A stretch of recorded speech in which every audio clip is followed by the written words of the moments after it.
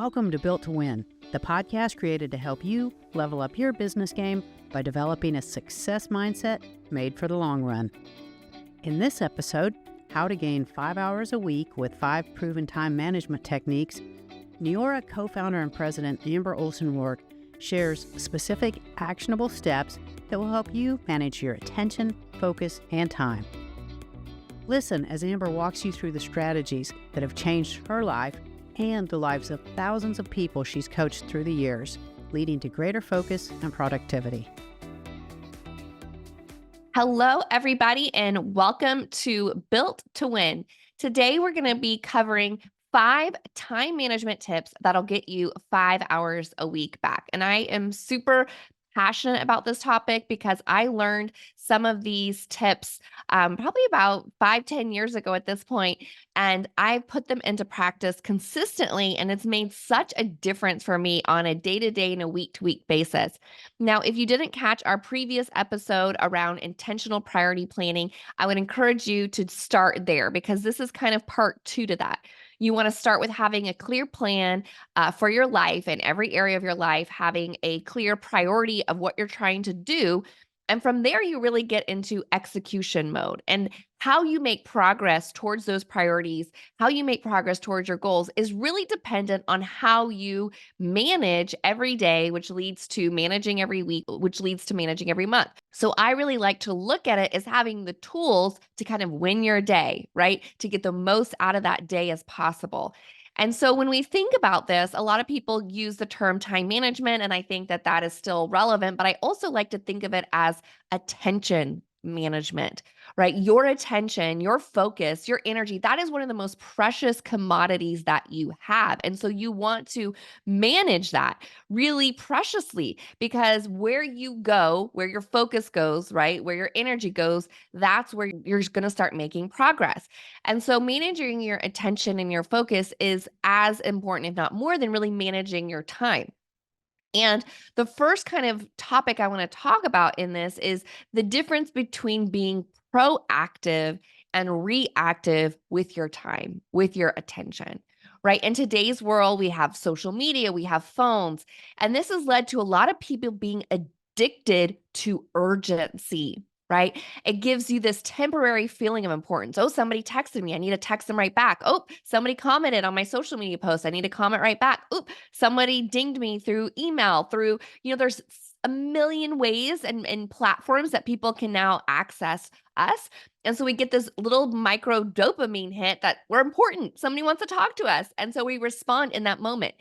But the catch is those responses, that reaction response that you're doing in that moment, it rarely is going to be intentionally leading you to your goals. It's rarely going to be aligned to what is the priority for what you need to win in that day.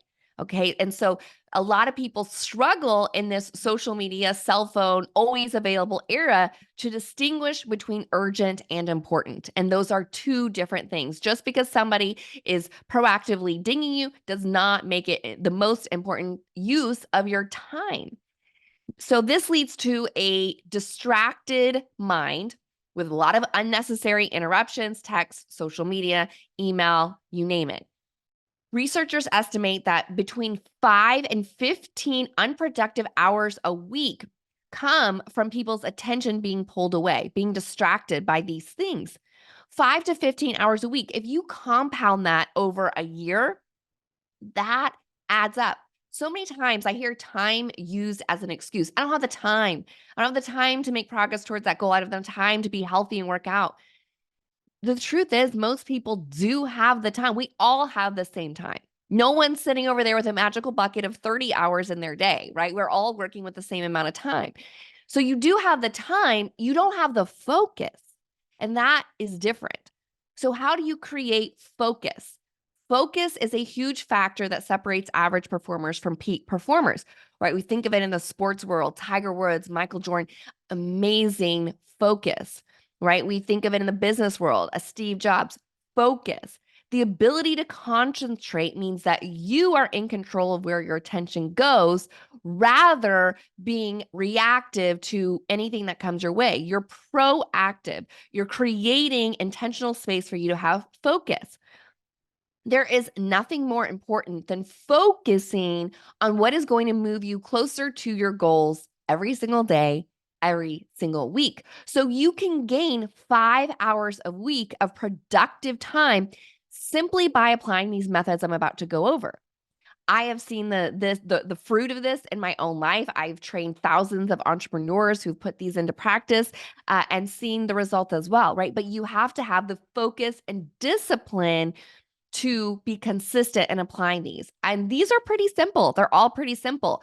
And that is where the slight edge comes in. If you haven't listened to that episode, I encourage you to do that and buy the book and read the book, because it's all about how these simple disciplines, these simple either errors and judgments or these simple disciplines take you down either the eventual success curve or the eventual failure curve. These are things that are easy to do. The catch is they're just as easy not to do. It's easy not to put these into practice. It's easy to be at the whim of every ping, every distraction that comes our way. That's what most people do. That's why they get left in the average bucket of performers. But if you want to really separate yourself apart, you start getting disciplined to create this focus. You start getting disciplined and using these techniques each week. So starting with tip number 1, okay? We got 5 tips. So tip number 1 is important, because if you don't do tip number 1, the rest don't really work as well. So tip number 1 is to plan the week before the week begins. You want to have a really intentional time on your calendar. You really only need like 10, 15 minutes. This doesn't have to take a lot of time. I like to do it on my Friday afternoons. Maybe for you, Sunday afternoon is better, or Friday morning. Doesn't matter. The when you do it, what matters is that you consistently do it. And so in that 10 minutes, I kind of reflect on the progress I made in this week. What areas did I, make progress towards my goals, and what is needing my focus the next week? So I start looking and thinking, okay, what are the most important things that I need to get done next week? Right? We all have the same amount of time. I look at, what's already on the calendar. We talked about that in our prior episodes. If there's important things for my kids, those are already on the calendar. Important life events, those are already on the calendar. And so I look at what would move me the furthest towards my goals if I got it accomplished next week. What is most important? What really needs my focus, right? My attention, my focus is the number one commodity that I have to use. I don't want it just going wherever everyone else wants it to go. I want it to be intentional. So I decide that, and then I put it on the calendar. I put time to do those things on my calendar. Because if you do not pre-schedule your proactive activities, you're going to eventually get pulled into spending most of your time in the reactive zone. Being in the reactive zone doesn't make you give you progress. It leaves you at the whim of what others want you to do. So you want to be in the proactive zone. There's no better way to be proactive than setting those things on your calendar. So I want you to imagine your weekly schedule as a bucket, okay? So it's this empty bucket. The week hasn't started. And you want to put those important proactive tasks as big rocks in the bucket, okay? So you have your empty bucket, and then you have these big rocks that are sitting in the bucket. Now, when the urgent reactive tasks come, because there are things that are kind of, not known, last minute, people need you, that's still going to happen. But once you have those big rocks in the bucket, those urgent reactive requests are kind of like sand that pour into the bucket around the rocks that you've already put in there. You've already established the boundaries of these rocks. And so all those things kind of filter in like sand. But think about it. It doesn't work vice versa. If you fill your bucket with sand first, it's pretty hard to now wedge in these big rocks in a bucket full of sand. And that is what most people do. They got all these things that they're just responding to, not really thinking about it. And then they're trying to find this magical open spot on their calendar. If they can just have this magical open spot that opens up on their calendar, they can finally make progress toward their goals. Let me tell you, that is never going to happen until you proactively in advance make it happen. So take your 10 minutes a week, Think about the next week. Think about what needs your focus and put it on the calendar. Get those rocks in your weekly schedule. So that is tip number 2. Or tip number 1, excuse me. Tip number 2 is to use time blocks. Time blocks are one of the most important and effective ways that you can create focus and flow. And time blocks is where you group similar activities together. So let me give you an example. Maybe you're, trying to build a business and you have lots of different roles. You're the social media content creator. You're also the accountant. You're also, all of these different things. So what a lot of people do is they're just kind of loosey-goosey with what they're trying to do in that moment. They're like, I have an hour to work on my business. Okay. And in that hour, I'm going to try and create some social media content, which is using one part of my brain. And then I'm going to switch to balancing the books, which is a completely different part of my brain. And when you're doing what they call task switching, your brain can't really keep up. It's never in a state of flow. I want you to think back to a time where you really felt in flow, like you just felt inspired, things were coming easy to you. And I would bet that you were really immersed in that thing. Now, on a day-to-day, schedule, a lot of us don't have time to have that full immersion, but we want to get close as we can to it. So if you need to, have social media content for the week, schedule an hour in your schedule, right? And you're going to do all that social media content in one block of time. This is going to allow your creative brain to start really getting into the flow and tapping into the creativity and building upon the thought process. Okay. So this is going to get you really more effective. Break apart activities that you need to do, that group them together and put a time block on the calendar for them. Now, there's an important part of making tip 1 and 2 work, right? Tip 1 is that you're looking at your week in advance and you're putting things on the calendar where you need to personally focus and work on something. And 2 is where you're time blocking similar activities together. This only works if you keep these appointments with yourself like they're as important as anything else on your calendar, right? I see people, especially women, someone else needs something from us and it's like, oh, well, I can move that. I don't really need to do that. It's just a meeting with myself. Yes, it's a very important meeting with yourself. Honor that because by honoring that time with yourself to make progress on your goals and your dreams and your aspirations, I can guarantee you that's likely going to be serving not only you, but your family and your community better than whatever, someone else is needing from you in that moment. Okay. So really take it seriously. If I have no problem if somebody says, hey, are you free, during X next time? I look at my calendar and even if it's just a time block I've created for myself to maybe work on a project, or maybe I'm coming up with content for the podcast, I say, oh no, I'm sorry. I am booked at that time. Right? We create boundaries with our time because we're honoring that our focus is important. Tip number 3 is to turn off all notifications during these focused times.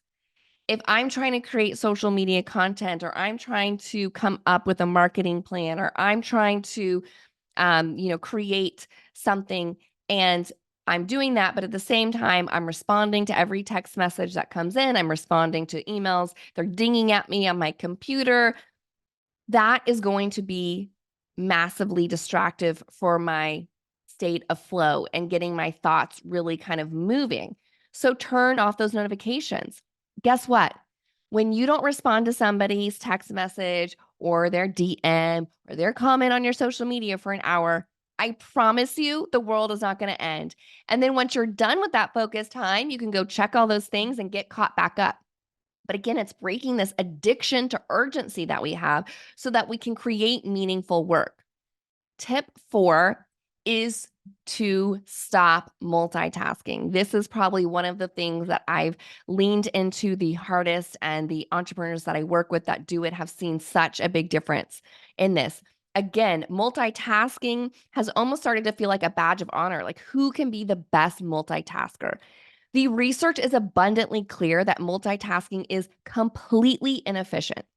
There was this study that I love to reference because I think it just makes a great, clear point. They took a group of people and they had them multitask and take a test. They then took a separate group of people that were high on marijuana. They took a test. Do you want to guess who performed better? It was not the multitaskers. It creates such confusion in your brain to keep tasks switching. And it's really not efficient. It takes people more time overall. Like, say you had 3 tasks and you're trying to do all 3 tasks kind of at the same time, right? You got one spreadsheet pulled up where you're working on something, you're also, listening to a call, you're also making dinner. If you were to just do those 3 different tasks in sequential order, do one, move to the next, do one, move to the next, it would actually take you total less time than you trying to do them all together. You feel like you're getting more accomplished because we've trained ourselves to be addicted to this urgency and like overwhelmedness, but you're actually losing efficiency. We're giving you reduced brain power to each of those 3 things, right? You're not able to create that focus for any one of those things. It actually leads to chronic high stress and short-term memory loss, right? Have you ever been doing multiple things and then someone asks you a question about one of those things and you literally don't remember that conversation or you don't really remember the content? You didn't absorb it. You weren't letting your brain do the work that it's made to do. So let yourself be present at the task at hand, right? Let yourself be present to use all of your focus, your intelligence at that task, and then finish it and move to the next. They estimate that 9 to 18 hours a week are lost due to multitasking. So when you can bring all your attention, all your intelligence to whatever task you're doing, it allows you to be more productive and it also allows you to be less stressed and more present. Because I use these different methods, I really honor kind of what's ever on my calendar. So if right after this, I'm going to a mother-daughter tea with my daughter. And when I'm there, I'm going to be fully present there. That's what's on my calendar. I didn't overschedule myself to have other things going on. I'm going to turn off my notifications because that's what was already a rock on my schedule. When I'm then, moving later into the day to an important meeting that needs my focus, I'm going to be present there. I'm going to give all of my focus and attention there. And I'm not going to be in the meeting also answering a million emails and texting people because then I'm not focused, right? And the last tip, which kind of ties into all of this, is educating your environment. So this is my kind of makeshift home office space. I'm in the office some days, but today I'm at home. And so I totally get, I have 3 kids, 7, 5, and 2, right? That you're not always in the kind of the ideal space to create focus, but you can educate your environment on when you need focus. So for me, I use a simple system with my daughters. I have a door hanger and there's one side that's green and one side that's red. And so they know that if it's green, they can come right into my office, right? Not everything that I do needs to be super focused. I could just be on a meeting. I could just be, whatever. And it's fine for them to come in. When it's red, when I switch it over to the red, they know that means that they need to wait because I am trying to do something that requires a lot of focus. And so you can, that doesn't have to be your method, but I feel like feels like so many people, they just don't even ask for what they need. And then they're frustrated because people are, keep coming into their office. You can even do this in the corporate environment. We do this, at our offices in Neora and have a little sign that says, I'm focusing, please come back later. So you can educate whether it's in a corporate environment, whether it's in your home environment. And guess what? Most people are not offended by this. And again, most of the things that they want to come in and ask you, I have a large team I manage, and a lot of things that they need to come ask me are good things, but they're also things that can wait 30 minutes. So if I'm in a focused flow, they know they can come back and I'm always available to them. But then it allows us all to get the most accomplished that we can. So, in summary, plan your week before the week begins. Get those rocks scheduled onto your calendar. Use time blocks to get into flow. Do activities that are similar together. Honor those appointments with yourself. Turn off your notifications during times when you're focusing. Stop multitasking, do one thing at a time, and educate your environment around you so that they know when you're needing that focus time. I truly believe that there is, God has given us this gift of our brain and our intuition, and so much knowledge, both in our conscious brain and subconscious brain. And when you can really harness that and you can create focus and flow for that to perform and not just be overtaxed, overstimulated all the time, and you can let go of that leash of urgency, that leash of constantly being available at every ping and every whim, you can absolutely make incredible progress towards your goals. You will be astounded with putting these practices into play over time, the consistent progress that you will make. So thank you guys so much for tuning in today. I hope that you pick all or some of these to put into practice. I know that they will have you being more effective with your time and feeling more fulfilled in your work. That was Amber Olson Rourke talking about how to improve your productivity by improving your focus. We hope you've enjoyed this episode, and if you're new to Built to Win, we invite you to go back and listen to our story from the beginning. You can find us wherever you download your favorite podcasts. Now, while you're getting to know us, be sure to rate us and leave a review to let us know what you think of the show.